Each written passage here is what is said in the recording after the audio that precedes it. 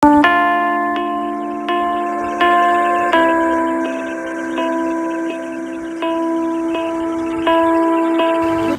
Everyone, একটা সুন্দর সকালে আবার আপনাদের সাথে দেখা হয়ে গেল। তো ব্লগটা আজকে এখান থেকে শুরু করলাম। রানু এখন ঘুমোচ্ছে আর আমি স্কুলে বসে আছি। যা বাবা, তোর তো পাতা শেষ হয়ে গেল রে। কিভাবে লিখবি? যা, পাতা শেষ। তো এখন আমি স্কুলে বসে আছি, ক্লাস চলছে। তো ক্লাসটা করে নিই, তারপর আবার আপনাদের সাথে কথা হবে। আশা করি সকলে ভালো আছেন। ভগবান, বৃষ্টি পড়ছে। যা, ক্যামেরাটা ভিজে যাচ্ছে। চল চল চল চল, ওর খাতা শেষ হয়ে গেছে, ওর জন্য খাতা কিনতে যাচ্ছি। বৃষ্টি পড়ছে, বৃষ্টিতে ভিজে যাচ্ছি। পরে যাব খাতাটা কিনতে, পরে যাব। রূপমও কিন্তু এরকমই ছোট ছিল যখন আমার কাছে এসেছিল, এর থেকেও ছোট ছিল রূপম। এমন বৃষ্টি শুরু হয়েছে যে আমি যেতেই পারলাম না, চলে এলাম। বৃষ্টিটা কমুক তখন পুচকির জন্য একটা খাতা কিনবো। এর অবস্থাও না রূপমের মতো, তবে রূপমের থেকে এর একটু বেটার অবস্থা। বৃষ্টি কমে গেল তো তোর জন্য তো তাহলে খাতা একটা কিনতে হবে। কিনি? হ্যাঁ চ, খাতাটা কিনে নি, বৃষ্টি কমে গেল। বড় ভরসার হাতটা আমার শক্ত করে ধরে রয়েছে, ঠিক যেমনটা নাকি রূপম ধরে থাকতো। এর অবস্থাটা অনেকটা রূপমের মতো হলো, তবে রূপমের থেকে বেটার। এর বাবা মা একসাথেই থাকে, কিন্তু বাবা প্রচণ্ড ড্রিঙ্ক করে, ফলে এদের মানে নিম্নবিত্ত পরিবার, তো খাতা বই কেনার ক্ষমতা থাকে না। ফলে আমরা দিদিমণিরা স্যারেরা প্রায় এদের কিনে দিই খাতা বই। আর আমার ভালোই লাগে, আমি চাই ওরা পড়াশুনো করুক। আর দেখুন এই যে পোজ দিচ্ছে আমার সাথে, বারবার খালি মোবাইলটা বলছে অন করতে। তো একটু কাঁদতো প্রথমে। আমি স্কুলে বসে আছি। যখন নতুন এসেছিল খুব কাঁদতো, এখন আর কাঁদে না, আমার সাথে ভালো বন্ধুত্ব হয়ে গেছে। স্কুল হয়ে গেল, এবার বাড়ি যাওয়ার পালা। বাড়িতে গিয়ে এখন রান্নাবান্না করতে হবে। তো এই যে দুটো অটো পাল্টে আমাকে বাড়িতে যেতে হয়। স্কুল খুব একটা কাছে না হলেও খুব দূরে নয়, কিন্তু ওই বাসের ব্যাপারটা নেই। আর অটো করে যাই, তাতে সুবিধা হয়, একটু বসতে পারি। দুটো অটো পাল্টে বাড়ি চলে আসি। বৃষ্টিতে দেখুন কি অবস্থা, জল একদম ভরে গেছে রান্নাঘরটা। শাশুড়ি দেখুন কি সুন্দর আচার বানিয়েছে, সব বয়মে ভরা থাকে, এটা আমরা প্রত্যেক দিন খাই। Ranu good morning. মর্নিং। খেয়েছো? খেলি? চারটে? হে ভগবান। যাই হোক, আজকে ঝটপট রান্নাটা শুরু করে নিই। বেসনগুলো গুলে নিয়েছি। আজকে আলু পোস্ত করব বেসনের বড়া দিয়ে, আর ওই কলমি শাক ভাজা করব, আর একটু বড়া মতো করব ইচ্ছা আছে, আর ডাল, বিউলির ডাল, এই হচ্ছে, আর আমের চাটনি। এই হচ্ছে আজকের মেনু।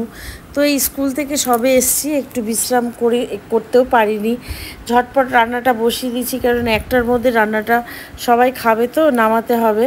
তো এই যে নিম পাতা সেদ্ধ করছি, জনির গায়ে খুব র্যাশ বেরিয়েছে, তো এই ভেষজ জিনিসটাই ইউজ করব। এই যে আমার কলমি শাক ভাজা হয়ে গেল, এবার বড়া করব ভেবেছি, ধনে পাতার বড়া। ধনে পাতাটা ভালো করে কেটে ধুয়ে নিয়েছি, এবার একটু একটু করে দিয়ে বড়াগুলো ভেজে নেব। তো নিরামিষের দিন একটু বিউলির ডাল হলে আর কিছু লাগে না। আমার বাপের বাড়িতে মুগ ডাল হয় নিরামিষের দিন, আর শ্বশুর বাড়িতে হয় বিউলির ডাল। এক এক জায়গায় এক এক নিয়ম, তবে দু জায়গায় খেতে ভালো লাগে। বিউলির ডালই যা আমার কাছে, মুগ ডালও তাই। তো আমার যেটা কর্তব্য, যেটাই আমি শান্তি পাই সেটা করি। মার কাছে গিয়ে একটু দাঁড়াই, মনটা ভালো লাগে, তারপর চুপচাপ চলে আসি। মা বুঝতেও পারে না, জানতেও পারে না, কারণ মার এখনও সেরকম জ্ঞানটা আসেনি। মাকে দেখে এলাম, প্রত্যেক দিনই যাই, বিকেলবেলা 5টার মধ্যে যেতে হয়। সূর্যটা দেখুন কি সুন্দর অস্ত যাচ্ছে। রাতের রান্না চাপিয়ে দিলাম, এই যে তরকারি বসিয়ে দিয়েছি, আর ডিম সেদ্ধ হচ্ছে, আর এই কুকুরদের সব খাবার প্লাস্টিকে তুলে নিলাম। রাতে আবার বৃষ্টি এলো, বেশ ভাল লাগছে দেখুন বৃষ্টিটা, তবে একটু ঠান্ডাটা পড়বে। এবার কলকাতায় যা গরম পড়েছে না, হাঁসফাঁস করছিলাম আমরা, বারবার মানে জল খেতে হচ্ছিল, আর প্রচণ্ড ঘাম দিচ্ছিল, সবাই জানে। আর এই বছর এসি প্রচুর বিক্রি হয়েছে আমার মনে হয়, এসির প্রচণ্ড ক্রাইসিস কলকাতায়। তো এই যে বৃষ্টির ছাট ঘরে আসছে, বন্ধ করে দিই দরজাটা, জানাগুলো টেলে দিলাম, নাহলে জলে জলাক্রান্ত। এই যে রানুর রাতের খাবার হয়ে গেছে, রানু 9:30টার মধ্যে খেয়ে নেয়, ঘুমে চোখ ঢুলু ঢুলু। আজকে রান্নাঘরেই ব্লগটা এন্ড করতে এলাম, কেন কি ঘরে মেয়ে পড়ছে, আর বললো মা কালকে ওর একটা এন্ট্রান্স পরীক্ষা আছে, সেই জন্য পড়ছে রাত জেগে। বললো মা তুমি অন্য ঘরে গিয়ে বলো, সেই জন্য। আর আমার তো ঘর নেই, আমি ওই জন্য রান্নাঘরেই চলে এসেছি ব্লগটা এন্ড করতে। তো যাই হোক, সারাদিন ধরে যা যা করেছি সব কিছু আপনাদের সামনে উপস্থাপন করেছি। আর এই টাইমটা পার্টিকুলার, এই টাইমটা আপনাদের সাথে কথা বলতে আমার খুব ভালো লাগে, কারণ এই টাইমটা ফেস টু ফেস হওয়া যায় আপনাদের সাথে। আর যে বাচ্চা মেয়েটিকে দেখাচ্ছিলাম ওটা আমার স্কুলের স্টুডেন্ট, আমাদের স্কুলের স্টুডেন্ট। আর আমি আগেই বলেছি আমি ছোটো বাচ্চাদের পড়াই। আর খুব নিডি ফ্যামিলি থেকে ওখানে বাচ্চাগুলো আসে, খুব গরিব ফ্যামিলি থেকে আসে। তো যাই হোক, ওখানে এক একজনের এক এক হিস্ট্রি শুনলে তো আপনারা এত দুঃখ পাবেন যে কি বলবো, কার গল্প বলবো আর কার ছাড়বো। এই যে মেয়েটিকে দেখছেন, যে এরা কিন্তু বাবা মা একসাথেই থাকে, অনেকগুলো ভাই বোন। ওর মায়ের বয়স হচ্ছে 18 বছরও বোধহয় হয়নি, আমার মনে হয় বলছে 18 বছর, কিন্তু না, অলরেডি ওর মায়ের 3টে বাচ্চা। এটা বড় মেয়ে, তারপর একটা মেয়ে আছে, তারপর আমার একটা ছেলে রয়েছে। তো খুব রুগ্ন। আর হাজবেন্ডও খুব মারে রাত্রেবেলা ড্রিঙ্ক করে এসে। এটা প্রায় আমাকে বলেছে, আমি নিজে একবার পুলিশ কেস করেছি হাজবেন্ডের নামে, ধরে নিয়ে গেছিল। আর ওনার ওয়াইফ গিয়েই আবার এই বাচ্চাটার মা গিয়ে আবার ছাড়িয়ে নিয়ে এসছে। তো আমি বললাম ছাড়ালে কেন, কিছুদিন থাকতো। বলছে না দিদি, আমি শুধু না, আমার স্কুলে আরও টিচাররা গেছিলো, না দিদি আমার রোজগার করে খাওয়াবে কে। তো যাই হোক, এগুলো তো চলতেই থাকে। তো এই নিয়েই জীবন। আর আমি এদের জন্য না খুব ফিল করি, হয়তো আপনারাও করেন নিশ্চয়ই, যেহেতু আমার ডেইলি ব্লগ তাই আমি দেখাই। আপনারাও নিশ্চয়ই প্রত্যেকেই করেন, কোনো না কোনো একজন নিডি ফ্যামিলিকে বা নিডি বাচ্চাকে আপনারা নিশ্চয়ই হেল্প করে থাকেন। তো এই যে কুকুর, রাস্তার কুকুরদের, বিড়ালদের বা যে কোনো পশুদের খাবার দিতে, পশু ঠিক বলবো না, প্রাণ আছে এমন জীবকে খাবার দিতে আর ভালো লাগে। বিশ্বাস করুন, ওরা যখন লেজ নাড়ায় না, কুকুরগুলো খুব নিজের একটা পরিতৃপ্তি আসে। তারপরে এই বাচ্চাগুলো না খুব অসহায়, একটা ভালো এদের যদি একটা ম্যাগি কিনে দিই, কেক কিনে দিই, খুব খুশি হয়, কারণ এগুলো এরা পায় না। ওরা কোনো রকমের ডাল ভাত খেয়ে কোনো রকমের দিন যায়। আর আমি এদের একটা ফিল করি, কেন জানেন তো, আমি যখন ছোট ছিলাম আমার বাবা বড় বিজনেসম্যান ছিলেন। তো তার বিজনেসটা ফেল হয়েছিল, চার্টার্ড অ্যাকাউন্টেন্ট ছিলেন, নিজস্ব বিজনেস ফার্ম ছিল, বিজনেসটা ফেল হয়েছিল।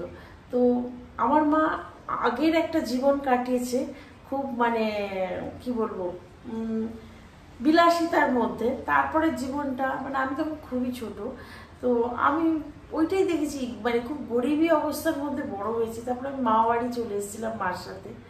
তো ওই যে বাবা তার আরো উপার্জনের জন্য বোম্বে চলে গেছিল, মা আমাকে ভাইকে নিয়ে এ বাড়ি ও বাড়ি ঘুরে কোনো রকমে আমার গলগ্রহের আমাদের ব্যবস্থা করেছিল। আর ভালো টিচার রাখতে পারেনি আমাদের জন্য মা একটা স্কুলে পড়াতো, এরকম বাচ্চাদের স্কুলে। কোনো রকমে আমাদের দুই ভাই বোনকে খুব কষ্ট করে খুব লেখাপড়া করিয়েছে, আমাদের প্রতিষ্ঠিত করিয়েছে। তো আমি জানি আমার ছোটোবেলাটা না, আমি মামা বাড়িতে ছিলাম, তো বৈষম্যটা দেখতাম।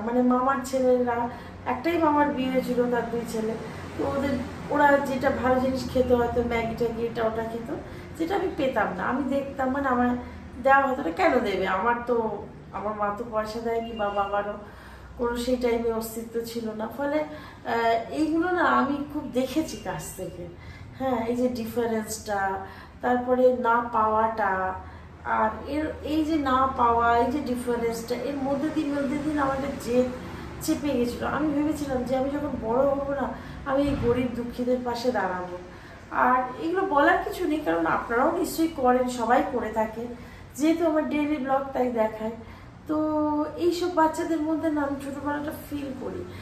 আমাকে কেউ আহারে, আমি বললাম হয়তো খাবো না, মায়ের উপর রাগ করে বা কোনো কেউ সাধ্য না, তুমি খাও, বাচ্চা খাচ্ছ না কেন, এরকম কোনো ব্যাপার ছিল না।